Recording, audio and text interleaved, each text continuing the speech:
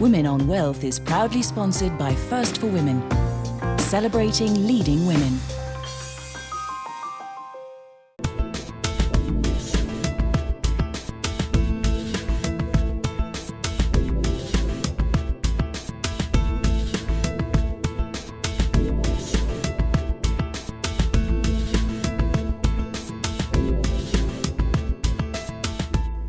Hello and welcome to Women on Wealth. I'm Naledi Pandor. Today we're delving into the world of technology and the place of women in the space.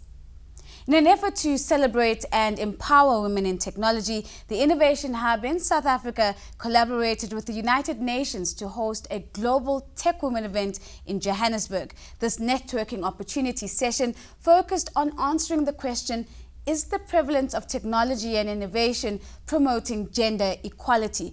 After delivering her keynote address, I caught up with UN Women Executive Director Phumzile Mlambo-Ngcuka. Thank you so much for making the time to join us. Now, after a relatively successful networking session this morning, would you say that UN Women is on its way to achieving its mandate of granting greater access to technology for women? Yes, this morning was an information sharing session.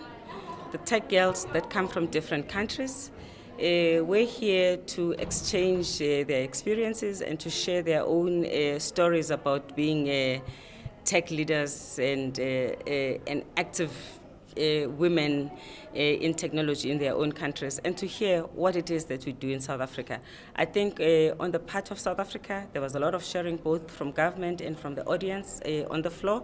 And as you were there, you heard about some of the outstanding things that people are doing. But also the tech women, the way they answered the questions and the way they gave examples about the experiences that they've had in their countries, some of the challenges that they've had and how they have persevered to stay in the technology field. I think that created hope, and it encouraged the younger people, especially the schoolgirls that were there, to continue in this path, because they could see that there were lots of women who were actually prospering in the industry. What are some of the strategies and the platforms at UN Women's disposal that you're using to get more women to get greater access to technology? We have a platform that enables women to come together, to trade together, to share information, to find expertise, to find peers that they could collaborate with in our what we call the knowledge gateway. We also collaborate with other organizations to push forward with making the internet more accessible and available to women. We also collaborate with Airtel in East Africa to enable women farmers to use technology to track business, to track markets, and to access market intelligence so that they could position their products better. Where are we in South Africa in terms of women in technology? Are we seeing any progress? What is encouraging is that there's a lot of programs that are available, maybe not as accessible and as known about as they need to be, but today we heard about a number of programs and initiatives that are meant to encourage and to support and to mentor women who want to get into technology. So one of the objectives of today was exactly to do that. Those who have the programs, to share the programs so that those who are seeking support will know which door to knock on. With whom does the responsibility lie? Everybody. You have a responsibility as the media. Individual interested techno women and techno girls have a responsibility to seek information for themselves. The government has a responsibility to provide, to share, and to design programs that support women. Private sector has a responsibility. It's everybody's responsibility. UN has a responsibility too. Is this initiative sustainable in the long run? Well, Techno Women has been going on for years now, so it is sustainable because it's an ongoing initiative, and that is why we also, as UN Women, wanted to embrace them and to partner with them, because we can actually see that through working with them, we'll be able to reach out to many women in different parts of the world, because we do exist and operate in different parts of the world. Will technology help in terms of curbing the spate of violence that we see against women? Well, it's not a panacea. It cannot completely take away violence against women, but it is one of the mechanisms that we could use to reduce violence against women. In the end, we need massive behavior change that respects women's rights, that sees women as equals. And we need to reach out to men and boys as well, so that this behavior change that we are talking about is something that they want to do, drive themselves, participate in, which is why we launched the campaign called He for She, where we are reaching to men and boys so that they can stand up and be counted as gender activists in their own rights. Naledi Pandor is South Africa's Minister of Science and Technology since May 2014, previously holding the post from 2009 through to 2012. During the apartheid regime, her father's political activism led to the family going into exile for many, many years. She was elected to Parliament in 1994 and has also served as Minister of Home Affairs and Minister of Education. The CNBC Africa team chatted with her at the Council for Scientific and Industrial Research in Pretoria. Minister, thank you so much for your time here at the CSIR in Pretoria. Today we've experienced what is called the Innovation Bridge. Can you tell me a little bit more about this initiative? This event is really directed at showcasing innovation in South Africa and drawing together all the partners that are usually involved in supporting innovation and ensuring that clever work by researchers actually translates into a commercial product and is in the commercial space, creating jobs, providing goods that people will purchase. So we are drawing together here researchers from public institutions, including universities, our science councils, and some private sector innovators who are also part of the exhibits we have out here.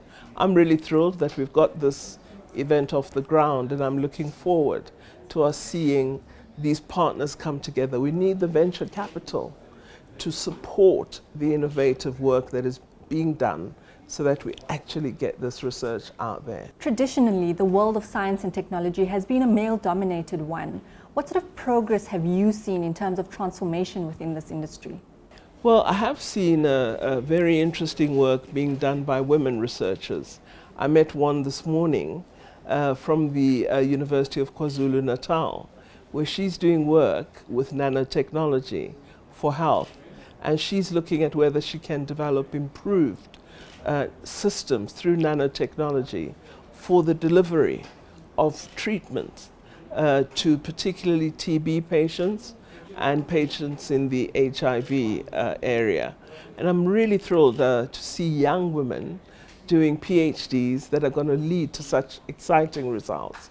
They're also working on some diagnostics for cancer that are less invasive than current forms of diagnosis. And all of this is coming from young people in our universities, young men and women, increasingly a lot of women. There are fantastic teams out there. More exciting was seeing a young entrepreneur who has established her own business, which is beginning to thrive. There are a number of projects happening on African soil that have put Africa on a global platform. For example, the Square Kilometre Array.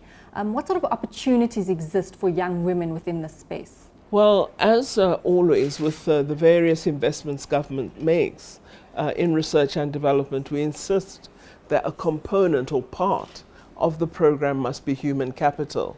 So as we invest in young people to study their masters and doctorates, we'd ensure that at least 50% are women.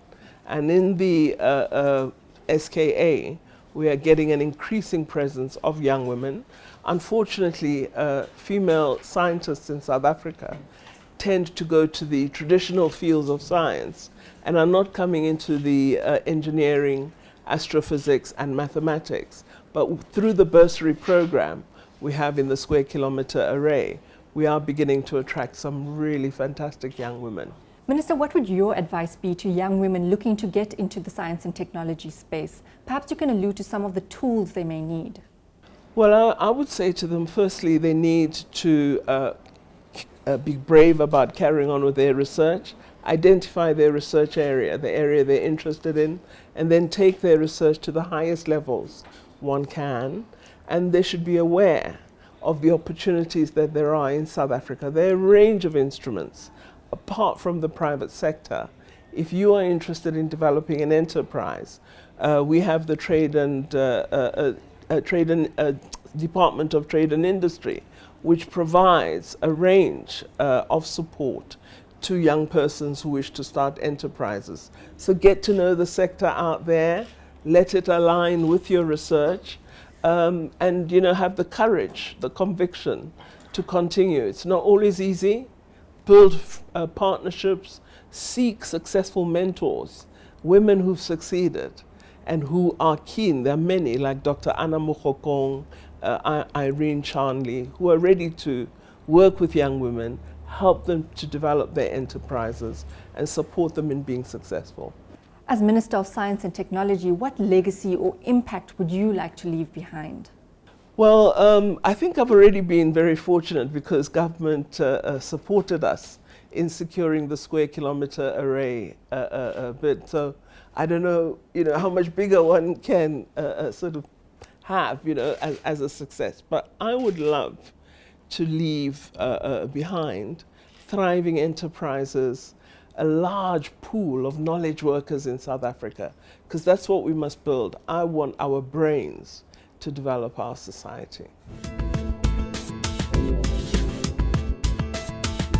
Every week we bring you a phenomenal woman flexing her muscles in the global arena. Last year, CEO of Yahoo, Marissa Mayer, was nominated as Fortune magazine's top 20 most powerful businesswomen in the world.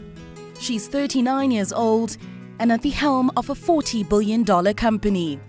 Going back into Marissa Mayer's history, fresh from university in 1999, she joined a small startup company as one of 20 employees. That company was Google. She worked her way up to an executive level until July 2012, when she was appointed president and CEO of troubled competitor Yahoo.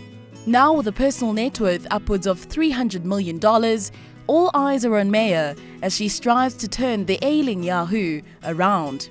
Marissa Mayer, redefining power in the global technology arena.